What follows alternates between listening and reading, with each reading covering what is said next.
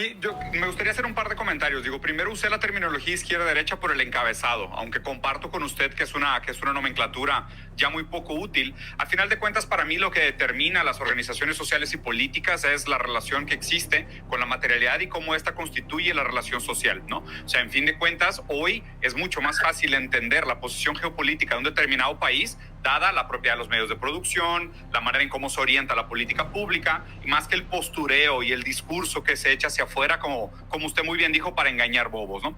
En este sentido, también lo que me parece interesante, y pues no solo Le Pen, pero sino también en Italia, Meloni, pues fue a China, ¿no? A restablecer los vínculos de la iniciativa Belt and Road, de la cual Italia ya se había retirado, porque pues vio que se ponía dura la cosa.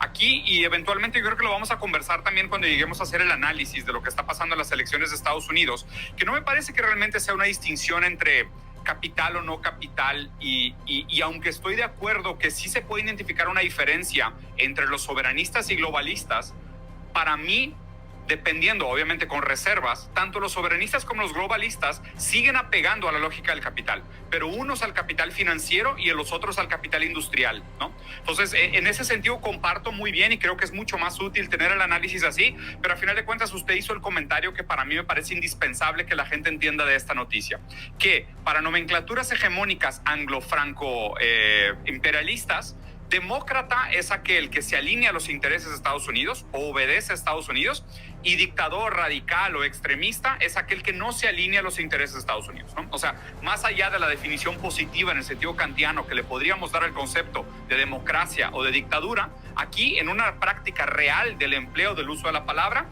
dictador es el que se opone a la política del Departamento de Estado y demócrata es aquel que usa los institutos parlamentares para jugar el juego político que le imponen desde la casa de su jefe, ¿no? Como buen lacayo que terminan siendo todos estos. Yo agregaría dos cosas, Diego, si me las permites. Claro. Incluso tengo un libro, no le estoy haciendo publicidad, porque yo a los 3 años... No, por favor, adelante. Después de 3 años de publicado, lo subo a mis redes en forma gratuita. No me gusta estar haciendo lucro con lo que escribo. También yo quiero que la gente se entere. Entonces yo a los 3 años lo subo en forma gratuita a mi portal. Y ya lleva más de 3 años. El libro que se llama, creo que se llama, sí, algo así. Tiene que ver el mundo del globalismo versus nacionalismo. Ya incluso hoy, si tú me preguntas, yo le quitaría, porque da pánico la palabra nacionalismo. Sí. Le pondría soberanista. Soberanista. Bueno, pero le puse un subtítulo en espera de la siguiente. Le puse así: el libro era La dicotomía del siglo XXI. Globalistas versus nacionalistas, que hoy quitaría nacionalistas, le pondría soberanistas, y el subtítulo sería En espera de la nueva dicotomía de la inteligencia artificial. Y ahí tú te das cuenta, ya varió aquella dicotomía ¿quién manda? Topográfica de izquierda a derecha que nace en el siglo XVI en Inglaterra. Luego Francia lo lanza cuando los jacobinos se sientan en la Asamblea General a la izquierda y los girondinos, que eran realistas, se sientan a la derecha. Luego daba excelentes resultados, hay que reconocerlo. Claro. En la URSS viene la revolución industrial previamente, y sí se usa entre el obrero y el empresario, se usaba esa dicotomía izquierda-derecha. Luego te vas a nivel geopolítico, sí te daba mucho pie a hablar de una izquierda-derecha entre el mundo capitalista y el mundo comunista. Era muy claro. Pero hoy llega la globalización y trastoca esa dicotomía. A eso quiero llegar. Entonces, claro, hoy está en boga realmente, para entender el mundo hoy, cuando tú ves G7 y los BRICS, que son los 2 bloques que están imperando, hay que, a mi juicio, yo propongo que se usen soberanistas y globalistas. Globalistas. Y vas a ver qué claro queda. Ahora, como vamos más allá y no podemos detenernos en las... Claro. En las definiciones que son dinámicas, yo creo que tenemos que entrar a la inteligencia artificial, donde van a jugar por un lado China y por otro lado Estados Unidos. Sí, sí, sin duda. Y esto, pues digo, es como el siguiente eslabón de la industria que va a determinar, ¿no? Digo, a fin de cuentas, o sea, doctor Jalife, yo creo que algo que compartimos mucho es este análisis materialista de la realidad, ¿no? Que, o sea, las definiciones funcionan, pero las definiciones se tienen que actualizar contra la realidad material concreta, ¿no? Y de nuevo, o sea, por eso mi formación más marxista y yo, pues, materialista dialéctico, yo me apego mucho a tratar de identificar cómo las fuerzas productivas modifican nuestra relación con la realidad. Y definitivamente el próximo paradigma va a ser ampliamente determinado por lo que suceda con la industria 4.0, con la automatización, la inteligencia artificial, en fin, ¿no? Todas estas industrias de la computación cuántica que van a ser definitivamente determinantes. Pero moviéndome al siguiente tema, doctor, me gustaría platicar con usted un poco y entender su lectura de qué va a suceder en las próximas elecciones de Estados Unidos, ¿no? La verdad es que se ha dicho muchísimo sobre el tema. Tuvimos un evento brutal, que probablemente fue uno de los eventos que yo pensaba que iba a ser de los eventos definitivos de la geopolítica de nuestra generación, el intento del asesinato del candidato al expresidente Donald Trump, ¿no?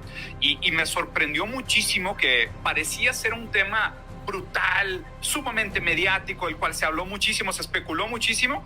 Pasaron 3-4 días y prácticamente ya ni siquiera se hablaba al respecto, ¿no? Es como que el ciclo de noticias, sobre todo en la política americana, por su especularidad, se vuelve incluso difícil de seguir, ¿no? Porque hay demasiado distractor. Ahora el último anuncio fue que Robert Kennedy, y usted lo había predicho, Robert Kennedy se incorpora a la campaña de Donald Trump. Yo tuve oportunidad de entrevistar 2 veces a Kennedy antes de que hiciera el anuncio. Y de hecho, yo metí la pregunta y no me dejaron hacerla cuando él estaba en campaña. O sea, yo tuve oportunidad de entrevistarlo 2 veces y me filtraron una serie de preguntas, entre ellas las relacionadas al conflicto de Israel contra Palestina, bueno, al genocidio de Israel contra Palestina, y su equipo de comunicación me quitó varias preguntas, y una de ellas fue su apoyo por Donald Trump, pero pues ahora ya se oficializó. Entonces, ¿cuál es su lectura de este proceso electoral en Estados Unidos ahora en 2024? Bueno, hay que partir de la base de que, ya que iniciaste con ello, el intento de asesinato de Trump, ¿qué resultado hubiera tenido? Ahí hubiéramos tenido una bifurcación. Salía el hijo, Donald Trump Jr., a quien ya están placeando hoy más que la vez anterior. ¿Te acuerdas? Placeaban más a Ivanka y a Jared Kushner. Y en esta ocasión ya era Donald Jr. Hubiera podido ser el sucesor, pero se hubiera quedado Biden. Claro. Biden ya traía la estructura, el adelanto, la fuerza, la maquinaria del Partido Demócrata, que aquí también hay que hacer otro paréntesis. Tú decías, ¿por qué desapareció la nota? Porque el Partido Demócrata controla las redes, los medios masivos de comunicación de Estados Unidos. Es muy claro ver. ¿Digas a un Twitter, a un ex? No, Twitter no. En general, yo hablo el promedio, ¿no? Y te claro. Pones en cada una, ¿no? Sí, o sea, tú dices Meta y TikTok. Todos los multimedia, quita Fox News, que sí es pro-Trump. Los demás, todos son pro-demócratas. Son liberales. O sea, son liberales en el sentido clásico. Sí, con Kamal. El problema es que los demócratas ya no son liberales, ya son globalistas. Pero, bueno, no sé, ahí habría que entrar como en la definición positiva contra normativa de la definición de lo que es un liberal, ¿no? Porque, pues digo, una cosa es liberalismo en el sentido normativo de lo que debería de ser el liberalismo idealmente hablando, y la otra son las características positivas, el liberalismo real, ¿no? O sea, yo no hablo de capitalismo en un sentido abstracto, hablo del capitalismo realmente existente, igual del liberalismo. Bueno, igual podríamos decir de este liberalismo del Partido Demócrata, y estamos hablando de que es un liberalismo travesti. Claro, es un liberalismo real. La última entrevista que le hace, mira quién, Seymour Hersh, al que más sabe del Partido Demócrata, teórico, que era un autor que se llama Thomas Frank. Claro. Thomas Frank, léalo. Ahí te dice, este Partido Demócrata no tiene nada que ver con lo que nosotros soñamos que era el Partido Demócrata. Y hoy es un partido neoliberal globalista que lo distorsiona lo distorsiona Clinton, igual que Tony Blair con el Partido Laborista en Gran Bretaña. Eso es muy importante señalarlo. Pero regreso al inicio de los medios. Entonces tienes En las redes X, que la tiene que comprar Elon Musk, que está totalmente apoyando a Trump, a grado tal que va a ser miembro de su gabinete, que ya está anunciado, igual que Robert Kennedy y Tulsi Gabbard. Ten cuidado, que es vaya, ya está moviendo a las mujeres, porque claro. van a acusar de misógino y ya sabes, y el voto femenino lo está capturando Kamala. Bueno, a nivel de eso es de redes. A nivel, bueno, aunque ya también Facebook ya se disoció, lo viste estos días, con la confesión desliz freudiano, un desliz freudiano. Donde ataca ferozmente, dice, a mí me obligaron a censurar los contenidos del COVID-19 por Kamala. Ya no habla él ya de Biden. Pues Biden es prácticamente ya es desechable, ¿no? Lo digo respetuosamente, pero es desechable. Tan es así que el Partido Demócrata lo desechó. Fíjate lo que son las cosas. Entonces, y dice luego que el FBI le dijo que la laptop, todo el contenido del laptop, ya sabes, todas sus trácalas que tenía con la empresa gasera Burisma de Ucrania. Uy, sí. Era muy delicado. Pues eso le hubiera dado el triunfo a Trump. Directamente, sin duda. ¿Por qué? Entonces ahí Mark Zuckerberg le dio el triunfo a los demócratas. Sin duda. Acabo de poner la nota en pantalla, la tenía planeada, de hecho. Mark Zuckerberg, maneja 400 millones. No, fíjate, no sé cómo, me llama la atención eso, que serán los ilegales. Fíjate, ahí podemos hacer una abstracción, porque Estados Unidos tiene 330 millones de habitantes. Más o menos lo que dice la oficina del censo. Y son 390 los usuarios de Facebook en Estados Unidos, que son turistas, las embajadas, ilegales, ese restante. No sé si me estoy explicando. Sí, claro, sí, que los números no cuadran y hay ahí definitivamente un déficit. Si cuadra algo, pues hay que decirlo. Entonces, fuera de eso, que quizás sea otro cisne negro para la elección de Estados Unidos y beneficia a Trump. Y a nivel de mass media, de los medios escritos, todos sin excepción están con Kamala y el Partido Demócrata, con excepción de uno, pues que los que sí tenemos que lo hacemos por obligación dialéctica, ya operando así como tú dices, pues está Breitbart. Breitbart se escribe con B grande. Entonces ahí Trump está muy débil frente al... Y ya no te hablo de Netflix, que lo controla Obama y Hollywood. Sí, claro, esas plataformas mainstream, pues también Disney, pues ni se diga, ¿no? Ahí, doctor... Te hacen pedazos. Entonces, ahí, esa es mi muy humilde opinión, hipótesis, a Biden lo quitan porque no consiguió que quitaran a Trump del camino. Claro. Entró en pánico el Partido Demócrata, y ya sabes, los tres grandes del Partido Demócrata, lo digo en orden: George Soros, Obama y Nancy Pelosi. La que dio la cara fue Nancy Pelosi, pero que el titiritero era, sin duda alguna, Obama, y encima de ellos dos está George Soros. No hay que perder tampoco la brújula en esto. Entonces, ¿qué sucede en ese momento? Pues se dan cuenta que el Partido Demócrata iba a estar aplastado, ya no en la presidencia, sino a nivel del Senado y a nivel de la Cámara de Representantes. Y es ahí donde entran precisamente y le dan el ultimátum a Biden, lo obligan literalmente, lo sacan a patadas. Incluso ese famoso comunicado que saca ese domingo de cuando renuncia a la candidatura de la presidencia, que por cierto hoy se está manejando que lo pueden renunciar también a la presidencia, para que así le dé un punch a Kamala y ya llegue al debate como presidenta, fíjate lo que son las cosas, y llegue a la elección presidencial siendo ya presidenta. Fíjate que es muy interesante, es una hipótesis que está corriendo dentro de los mismos articulistas y del Partido Demócrata. Entonces, hoy, ¿qué sucedió? Inmediatamente la persona más impopular a nivel de candidaturas a la presidencia en Estados Unidos, donde la misma Tulsi Gabbard, demócrata, republicana, que hoy ya se fue con Trump, la hizo pedazos. Incluso le llaman a Tulsi Gabbard la exterminadora de Kamala, a tal grado que Kamala en las primarias se tuvo que dar de baja. Y era una de las personas como vicepresidente, las más impopulares. Y ahora que te hace la magia de todos estos multimedia con Netflix, Hollywood, hacen su convención y sucede que ya está empatada con Trump. Bueno, esa es la magia de los medios, ¿no? Sí, ahí hay dos. En Nuevo León, pues ve el fenómeno, ¿no? Del que es gobernador y su esposa. Que es muy hay dos factores importantes que me gustaría mencionar, que es primero la manera como funciona esta democracia americana, y de nuevo, ¿no? Cómo no sirven de mucho los conceptos en definiciones normativas, sino en definiciones positivas. O sea, la democracia americana, republicana, representativa, además con estas primarias, ¿no? Donde llegan al final a la boleta candidatos que pues no son necesariamente los populares ni están muy conectados con los intereses de la gente. Y algo muy interesante que me sorprendió es, primero, el costo promedio de adquisición de votos del Partido Demócrata versus el costo promedio de adquisición de votos del Partido Republicano en una comparación histórica de las últimas 4 elecciones. En promedio, la adquisición de votos republicana es la mitad de la adquisición de voto demócrata.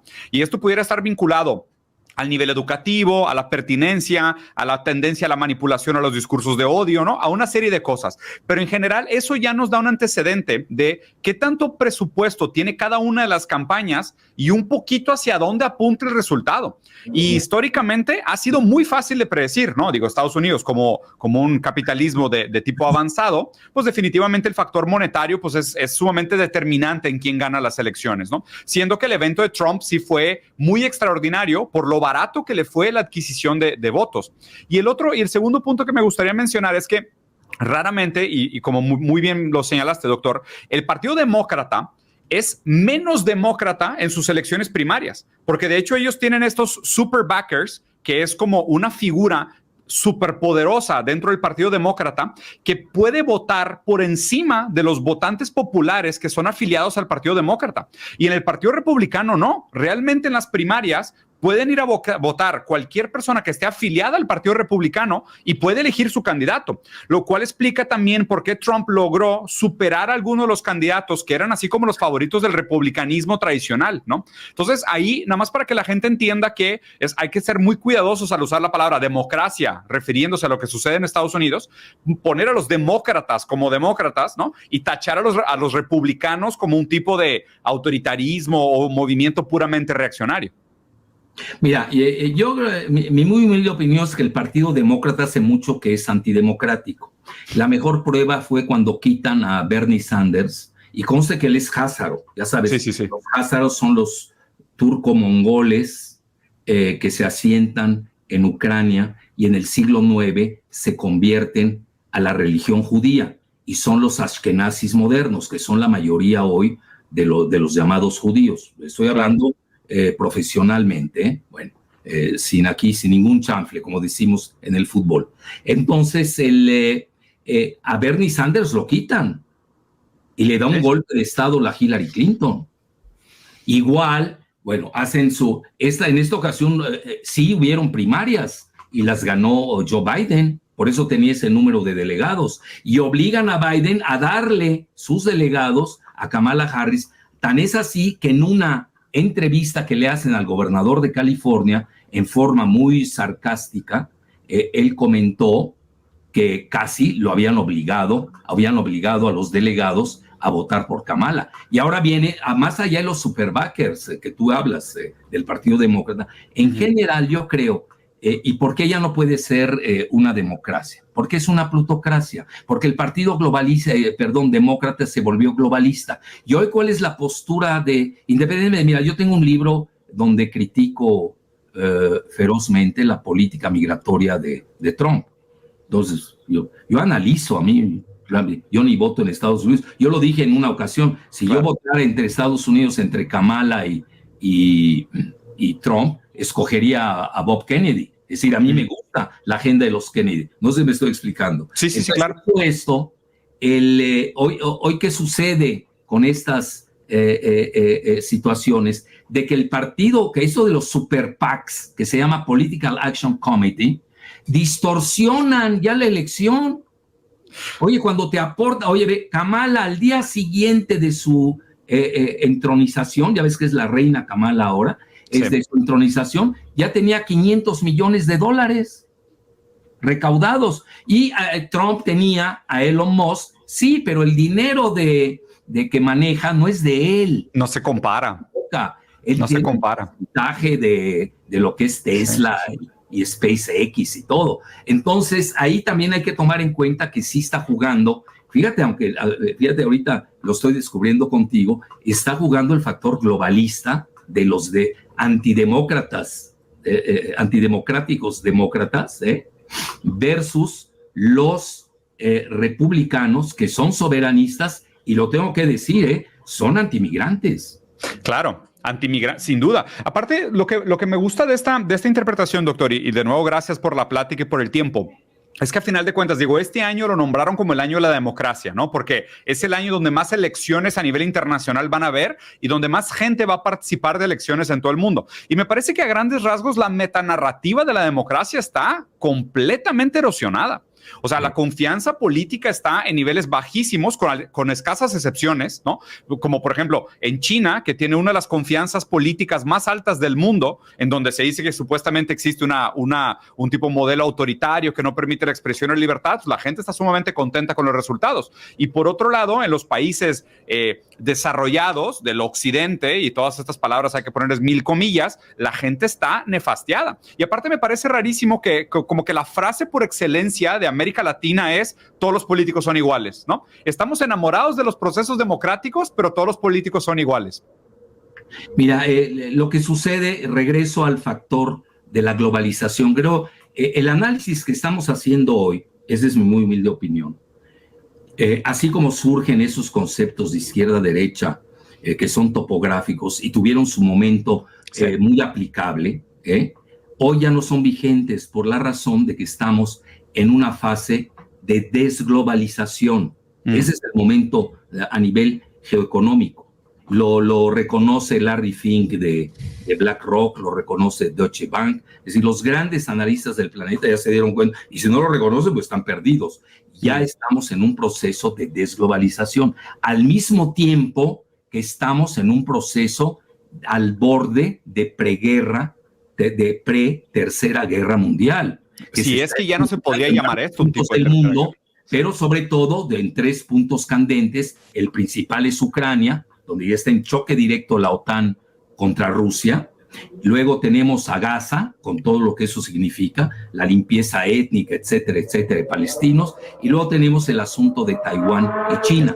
El que puede llevar una confrontación directa ya a nivel nuclear es Ucrania. Esa es una zona peligrosa. Entonces ahí surge otra dicotomía. ¿Estás a favor de la guerra o estás a favor de la paz? Y ahí viene lo interesante que se desprende hasta el corte de hoy. Si ves bien, si analizas, seguramente lo hiciste, Diego, el discurso subrepticio de Kamala, porque Kamala, en el momento que se defina, por eso le dicen la camaleónica, en el momento preciso que se defina, pierde la cohesión de esta coalición que es el pseudo partido demócrata. Ya. Porque tiene muchos polos. Muchos intereses. Muchos intereses. No, pero muchos grupos. Es como el viejo PRD de México. Ven que acabó el PRD de México. Luego encontraron otro lugar. Tantas tribus. Hay muchas tribus, usando el término muy mexicano, hay muchas tribus dentro del partido demócrata. Entonces, ¿qué sucede? Tú lees bien el discurso de Kamala, apoya a Ucrania. Apoya a Israel. Apoya a Israel. Bueno, el marido, el marido es Házaro. Sí, claro. Es Doug Emhoff, es abogado de los intereses de Hollywood. Y más aún, el discurso, creo que el segundo o tercer día, tuvo el discurso principal sobre el asunto palestino-israelí y habló del antisemitismo. Esa es su abogacía.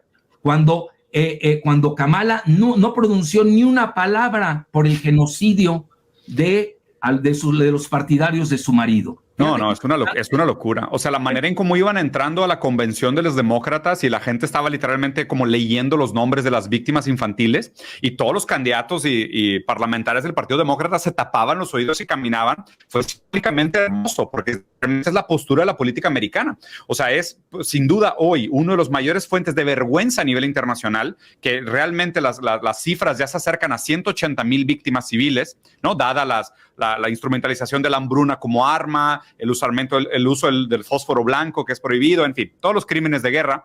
Y a fin de cuentas la postura tanto republicana como demócrata es idéntica. Es continuar con ese frente bélico y con esa masacre y ese genocidio. Y aquí viene cosa que yo nada más me centré en Ucrania. Claro, sí. Pero está muy bien lo que dices porque, fíjate que yo siempre he seguido a Bernie Sanders. Es Házaro y todo lo que sigue, ¿no? Pero es una gente muy progresista y muy lúcida. Y él es el único que citó lo del genocidio. Y seguro, ya sabes, los mass media ni lo pusieron. No, a esa gente no le dan voz. Dice ahorita, por ejemplo, la foto que saca el New York Times y Wall Street Journal el lunes de cómo Israel tumba un dron o un Katyusha de Hezbollah. ¿Sabes que llevaba un año? Ya los cacharon. Llevaba un año la foto. Es decir, hay una desinformación deliberada. Sí. Entonces ahí tienes, bueno, la gente tiene que saber informarse, buscar, pepenar, pero si nada más lees a uno del mismo banco, estás vas muerto. a cometer errores. Yo por eso ahí siempre pregunto, lean a los enemigos también. Sí. ¿Qué tal si los enemigos tienen la razón? Entonces, en el caso específico de Ucrania, Kamala pregona la guerra, mientras que en el caso específico de Ucrania, Trump, Robert Kennedy, Tulsi Gabbard pregonan una negociación, pregonan la paz. Fíjate qué interesante, ¿eh? Esos matices a veces se le pierde al gran público, pero además no los puedes difundir mucho porque una cosa es el mainstream media, que tiene dominados, ya sabes quiénes, y otra cosa es los que estamos en los medios alternativos. Sin duda. In the fringes, ¿no? No, y pues toda la censura, el shadow ban, la prohibición, es terrible, doctor. Digo, la verdad es que ahí sí comparto su dolor porque hay muchos temas de los cuales te veo hablar con mucha valentía y de los cuales pues yo también he sufrido pues muchísimo, ¿no? Por expresar mi opinión. Yo perdí una página de más de 4 millones de seguidores en Facebook por denunciar el abuso al trabajo infantil esclavo en Congo, que tiene que ver directamente con el litio que usa Elon Musk, ¿no? Pero a Facebook no le gusta que se denuncie, como que son muy selectivos en dónde expresan su repudio, ¿no? Dónde defienden supuestamente los derechos humanos. ¿Puedo hacer un paréntesis? Claro. Yo tenía 12 millones de seguidores, 12 en Facebook, y de repente me los bajaron a 400,000. Nunca me he enterado por qué. Así son las redes.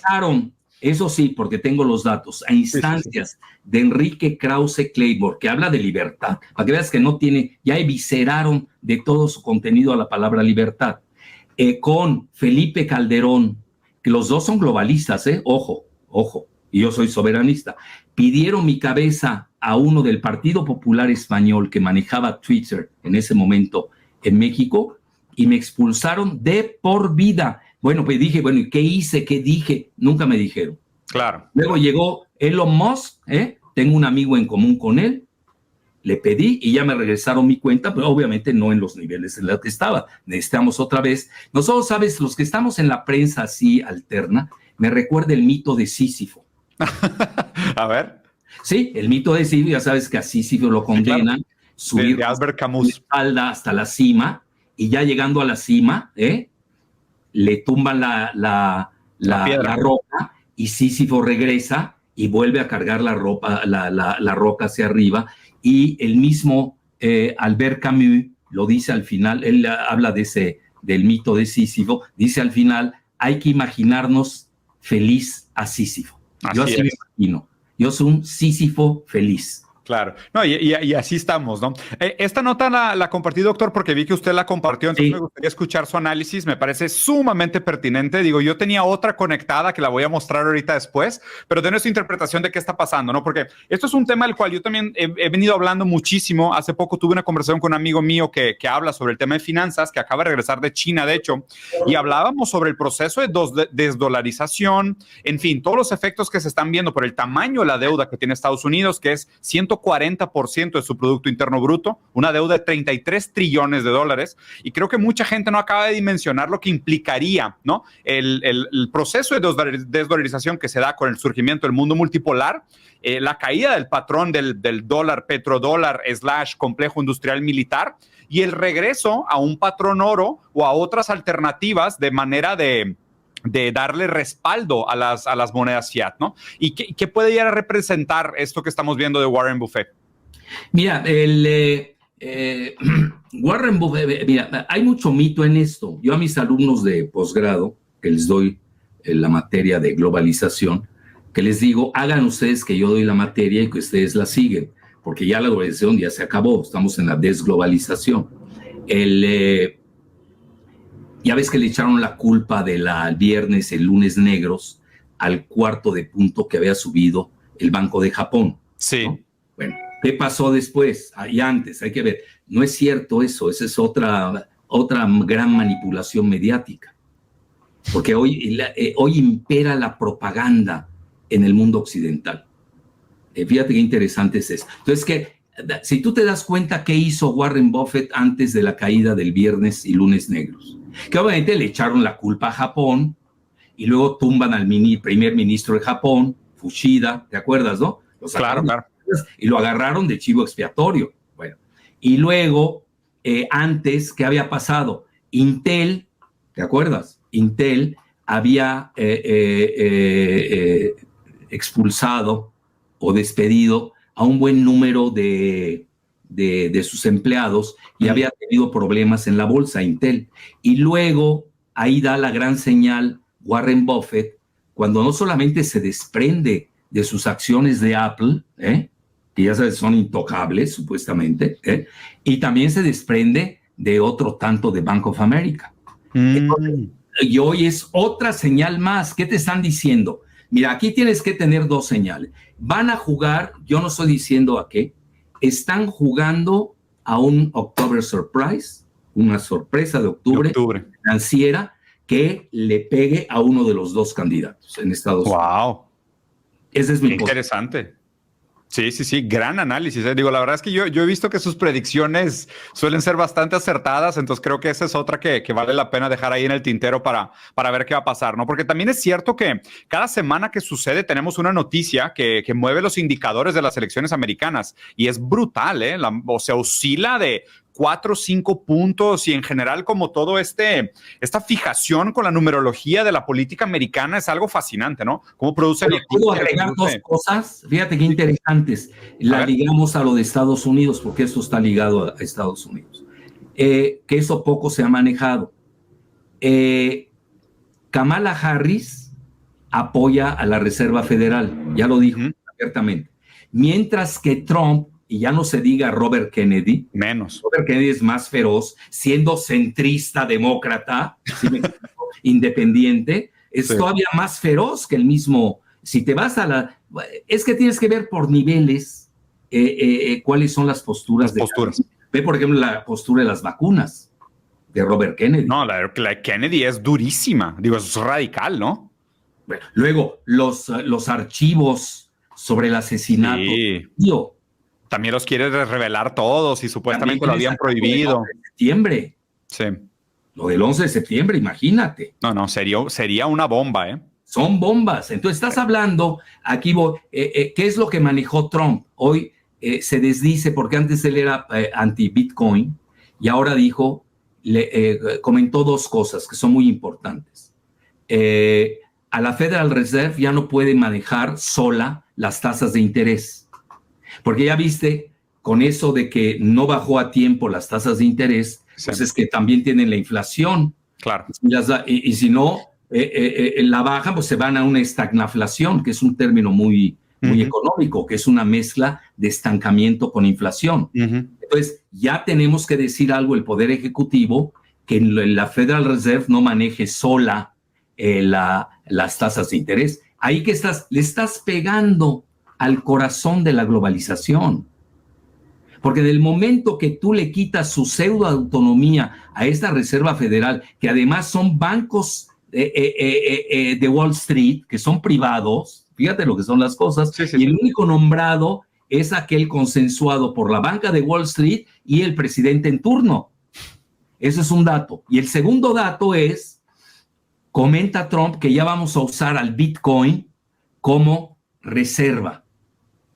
Porque obviamente Estados Unidos hoy tiene el problema, obviamente ellos no tienen para imprimir dólares, pero ahorita estamos en un proceso, así como estamos en la desdolarización, estamos en un proceso de desdolarización. Ahora viene la cumbre de los BRICS. Sí, en octubre. En octubre del 21 a 22, y ya prácticamente se da por hecho que viene el lanzamiento de la divisa BRICS.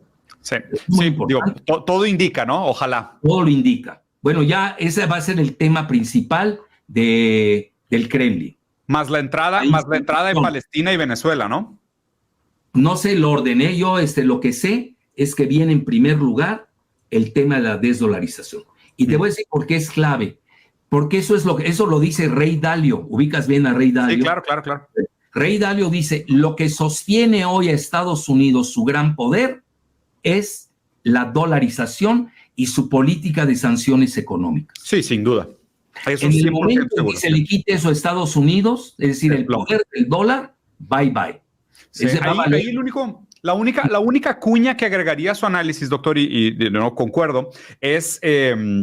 y fíjese, creo que nuestra postura, y digo, yo también soy soberanista, que es donde más conciliamos es esta idea de soberanismo. Invariablemente que no tengamos las mismas definiciones conceptuales de las formaciones políticas, yo creo que compartimos esta idea del soberanismo en contra del globalismo como estas dos grandes líneas de pensamiento que determinan el comportamiento de la política hoy en día. Pero entendiendo que Estados Unidos, yo creo que la desdolarización se va a dar en un paso en el cual le convenga a China, ¿no? Porque digo, China es hoy por hoy el que tiene la mayor cantidad de deuda americana, sostiene la deuda americana. Y China hoy todavía depende del consumo americano para consumir su exceso de producción. O sea, el exceso de bienes producidos por China todavía son acumulados o consumidos por los americanos. No, o sea, China no puede permitir que desaparezca la capacidad de consumo americana tan rápida. Entonces, China tiene que jugar un juego, y China lo hace muy bien, jugar el juego lento, ¿no? Pues es una civilización de 5,000 años que no tiene prisa. Jugará el juego lento. La pregunta es, ¿cómo reaccionará Estados Unidos? ¿No? Y pongo esta noticia justo en este punto, porque se fijan, digo, se hace una predicción que las 15 mayores empresas contratistas de defensa americanas van a incrementar su flujo de capital en $52 billones americanos para el año 2026. O sea, esto es una proyección económica en el sentido de... ¿De quién es esa proyección? Si no me equivoco, de Financial Times. O sea, aumentar su flujo de capital en 52 billones hasta el 2026.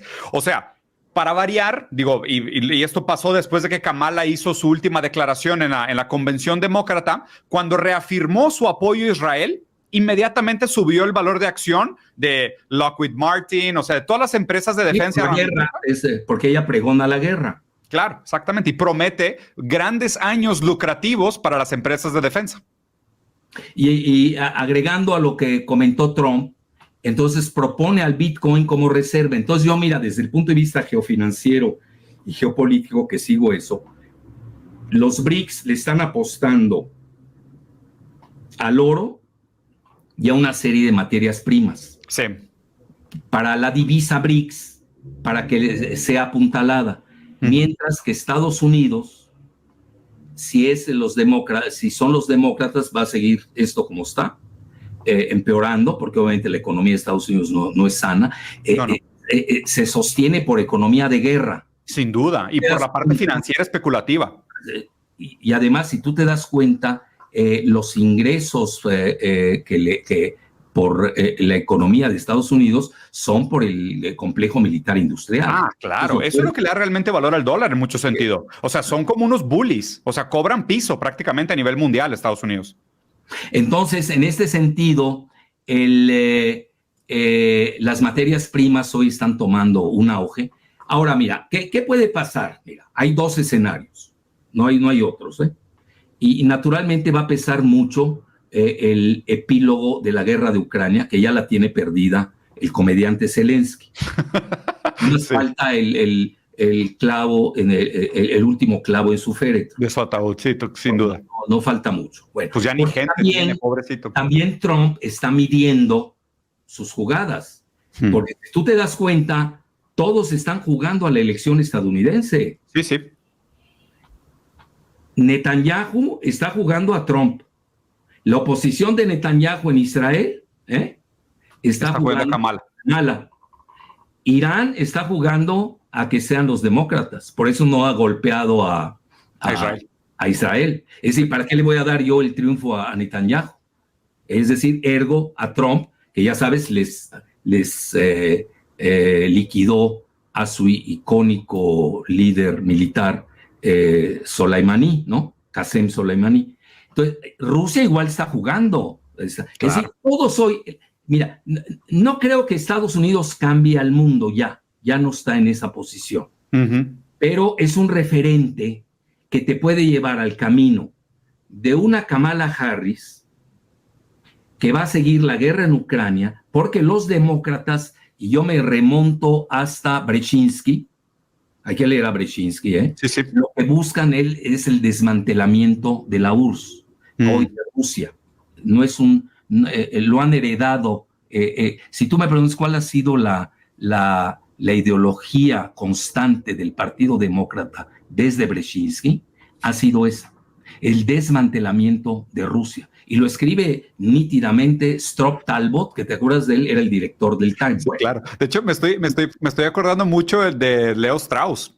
O sea, que también tuvo mucha influencia en el pensamiento demócrata a finales del siglo pasado. Con los neoconservadores, que era también la mayoría, eran republicanos. Claro. Él tuvo influencia en los dos. Hoy realmente el State Department, desde Bush, está dominado por los neoconservadores. Por neocons, claro. ¿Por qué?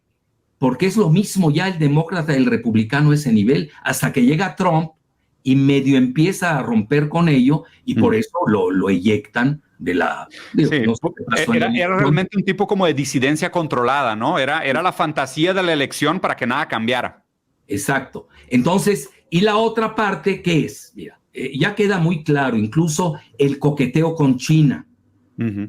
Acaba de enviar en una misión secreta que hasta yo sé, imagínate tan secreta, que luego la acabé leyendo en el Financial Times. Bueno, ahí me la platicas. Bueno, Jacob Sullivan, él es otro házaro, que estuvo 2 días en Beijing negociando con Wang Yi, que es el supremo mandamás en política exterior. Porque, ¿cuál es el sueño de Estados Unidos? Sigue manejando una vieja geoestrategia que no la ha readaptado a la realidad del siglo XXI. Antes tú lo veías, los demócratas manejaban el G2, que eso era la idea de Brzezinski, un G2 entre Estados Unidos y China. Como que China era más afín, Y ahora notas que ya incluso Kamala y Valls, ¿ya viste? Ha ido 20 veces a China. Ahora sí, ya se dieron cuenta que no es domable y no es acercable como lo pensaban. Sí, pero 20 veces ya ha ido a China. Sí. Newsom, el gobernador de California, ya ha ido... tiene que ser... Sí, pues de hecho Xi Jinping cuando fue a Estados Unidos parece que habló más con California que con los presidentes. Así es. Entonces, ¿qué sucede? Sigue la misma política de Brzezinski. Dos de Estados Unidos más China contra hoy Rusia. Bueno, claro. ¿Y cuál era la política de Kissinger? Que antes de llegar a los 100 años, pues manejó primero un G2, al final ya lo empezó a manejar. Acuérdate que primero lo maneja con China, contra la URSS. Fue muchísimas veces. Voltea, y ahora últimamente estaba queriendo acercarse a la URSS, a la Rusia moderna, hacer un G2 de nueva cuenta, Estados Unidos. El problema es que ya es too late. ¿Por qué razón? Porque ya Rusia y China ya son economías complementarias, ya están en los BRICS. Y hoy el G2 es de Estados Unidos y China frente a Estados Unidos. Fíjate cómo se volteó. Esa es mi opinión, ¿eh? No, y digo, Lenin ya lo decía, que realmente el resurgimiento, o más bien la reinterpretación dialéctica del socialismo como movimiento histórico, es el acercamiento entre China y Rusia, ¿no? Que es lo que estamos viendo ahorita. Que por más que los dos pudieran tener diferencias a nivel político, ideológico, comparten los soberanistas. Entonces, Rusia y China. Y eso es fundamental para su acercamiento. Exacto. Sí, porque al final todos tienen su jerarquía de valores, de intereses y de seguridad nacional. Exacto. Si no me vas a poner el último nivel de mi seguridad nacional al primer nivel. Cada uno sabe su nivel y su jerarquía. Entonces, esa a veces se nos pasa a los que analizamos. Sí. Entonces, a lo que quiero llegar, con Trump, ¿cuál sería el escenario? Acercamiento con Rusia. Para intentar alejar a China. Exacto. Es decir, los dos van a intentar alejar a China de Rusia. Nada más que hay una definición ya, esta sí es definitoria. El triunfo de Rusia en Ucrania sí cambia las coordenadas para un nuevo orden mundial. Y lo vamos a ver. ¿Cómo? Pregunta para que usted pueda elaborar sobre el punto. ¿Y eso pone en duda su relación con China o no necesariamente? No, nada que ver. Porque ellos ya van, mira, si tú te pones a estudiar bien la relación de China y Rusia, es complementaria desde el punto de vista geoeconómico. Sí. Ahora en la frontera, allá ya sabes, en Siberia, etcétera, etcétera, están creando un nuevo Silicon Valley, del que no se habla, porque eso no sale en Occidente. Yo por eso mi sugerencia, yo que me dedico más a la academia también, es que le digo a mis alumnos, lean las dos partes. Claro. Ni siquiera lean las caricaturas que refritean a los grandes. Vayan directo, lean. A las fuentes. Hay que leer. Bueno, yo muchos hasta se burlan de mí. Jalife, desde que nació, lee el Financial Times. Digo, no es cierto. Yo antes, ya desde la ovulación ya leía. Desde la etapa embriónica, sí. Exacto, desde el embrión ya leía yo el Financial Times. Es decir, es obligado leerlo. No es porque me guste. Claro, claro. Yo no leo yo por placer leo una poesía. Leo otro tipo de libros. Aquí estoy obligado a ver cuál es el punto de vista para ser dialécticos, ¿no? Para tener la tesis y ver la antítesis, y entonces yo opero con mi propia síntesis. Porque aquí si no lees a los tres grandes, pues estás perdido. Sí, sí, no, eso sí, comparto con usted. En un mundo fracturado de hoy, ¿cómo están operando, Diego? Con sanciones.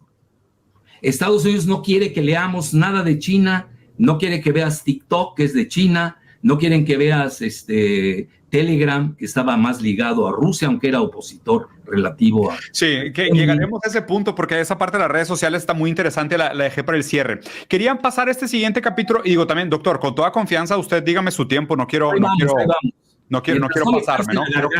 No hay problema. Vale. Ahora, el siguiente punto que me gustaría platicar con ustedes justo ahora fue el 120 aniversario de Deng Xiaoping, que es una figura fundamental para entender el proceso histórico de China. Y de hecho, Xi Jinping, el presidente, acaba de hacer esta declaración, dijo, la mejor manera en la cual podemos honrar la historia de Deng Xiaoping es continuar con el avance del socialismo con características chinas, ¿no? Entonces, la verdad es que han hecho declaraciones sumamente inteligentes, sumamente interesantes. Me gustaría escuchar sobre su lectura de qué rol juega China hoy y sobre todo su papel como mediador diplomático. Lo digo yo porque, soy brasileño, y Itamaraty es un departamento de Estado, un departamento diplomático que siempre ha tenido una fuerza y una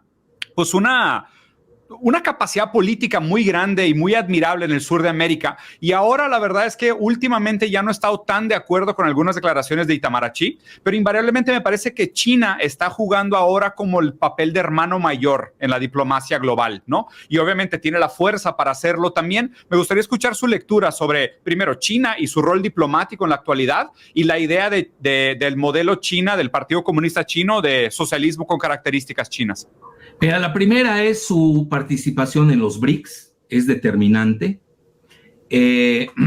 China hoy es la segunda superpotencia geoeconómica global, pero cuando mides el poder de paridad de compra rebasa a Estados Unidos. Sí. Es importante. Su capacidad productiva. Mismo, estamos hablando aquí de Producto Interno Bruto nominal. De 44 tecnologías de punta, China es líder en 37. De 44 es líder en 37. Pues obviamente Y luego se queja el capitalismo estadounidense de la overcapacity. Claro. Están produciendo. Claro. Oye, y son comunistas, nada más que ahí ya es un comunismo sui generis, porque también es capitalista de Estado, ¿no? Bueno, ahí la verdad es que daría para otra plática muy grande, que eso ha sido mi campo de investigación los últimos 4 años. La nomenclatura académica adecuada en este momento es nueva formación socioeconómica con orientación socialista. ¿Quieres que haga un paréntesis, Diego? Por favor. Yo di clases en la Facultad de Ciencias Políticas de la UNAM, soy árbitro del Instituto de Investigaciones Económicas de la UNAM, tengo mucho contacto con los, vamos a poner, académicos de las llamadas humanidades. Claro. Pero tengo también que ser crítico, porque soy voltairiano y soy cartesiano. No es una crítica nihilista, es una crítica muy constructiva, para todos mis amigos que no se sientan, o amigas, bla, bla, bla. Pero hoy las ciencias sociales han quedado muy atrasadas frente a la realidad geopolítica y la realidad tecnológica. Siguen usando terminajos ya caducos que no tienen nada que ver con la realidad. Pues trabajen, piensen, reflexionen. Claro, hay que seguir actualizando. No estén usando terminajos que no sirven para nada, donde hay más excepciones y decepciones que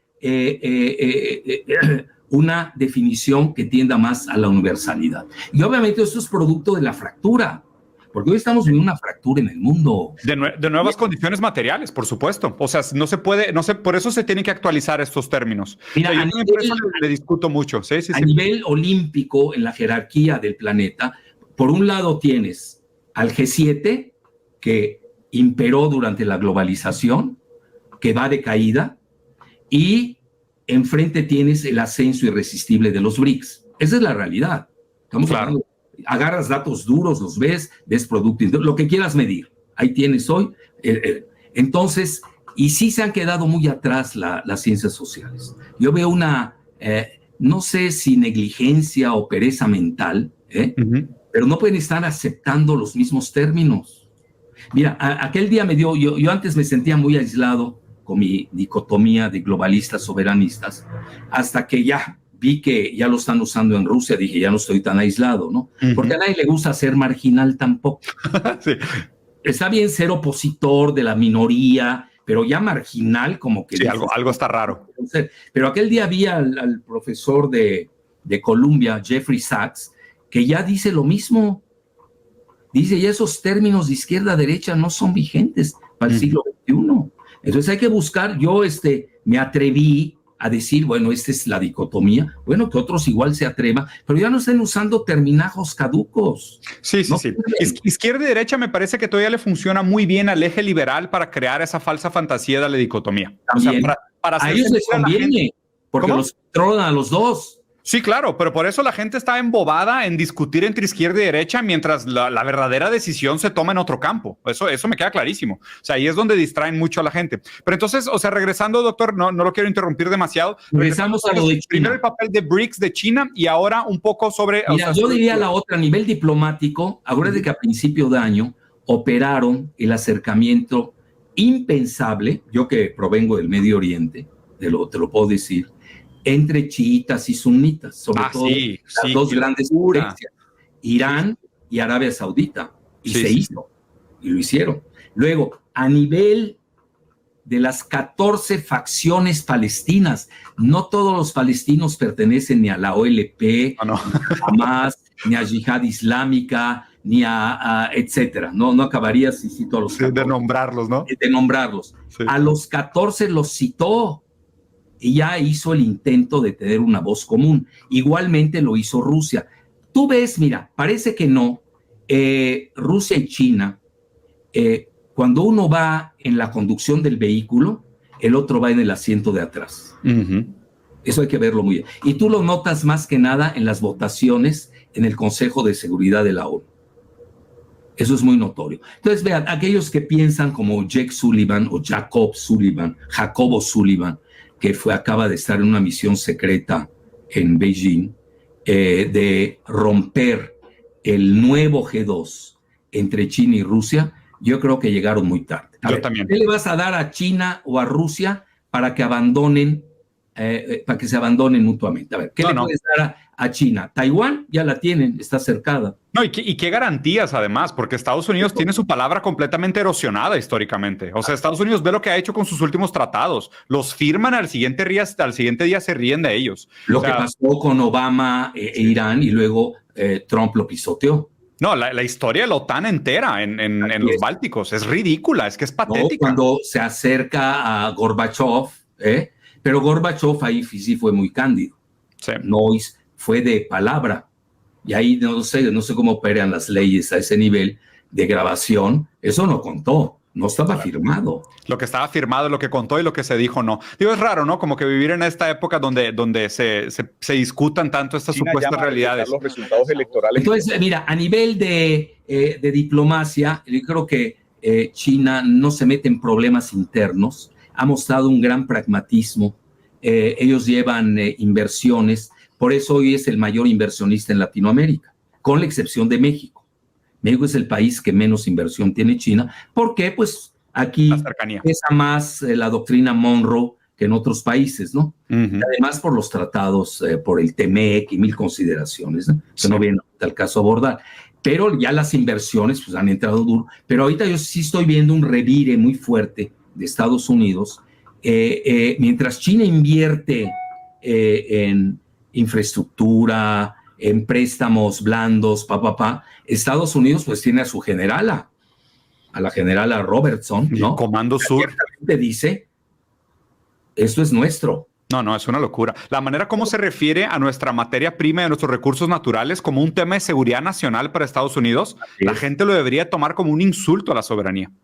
Pero mira, desgraciadamente en Latinoamérica, te voy a decir qué sucede en Latinoamérica, que yo la conozco muy bien, incluso al grupo de Itamaraty en Brasil, que es excelso, siempre ha sido el mejor de Latinoamérica. Antes México competía cuando teníamos nosotros nuestra gran diplomacia, teníamos diplomáticos, y ahora pues, llega puro saltimbanqui y improvisado, pues tienes resultados improvisados, ¿no?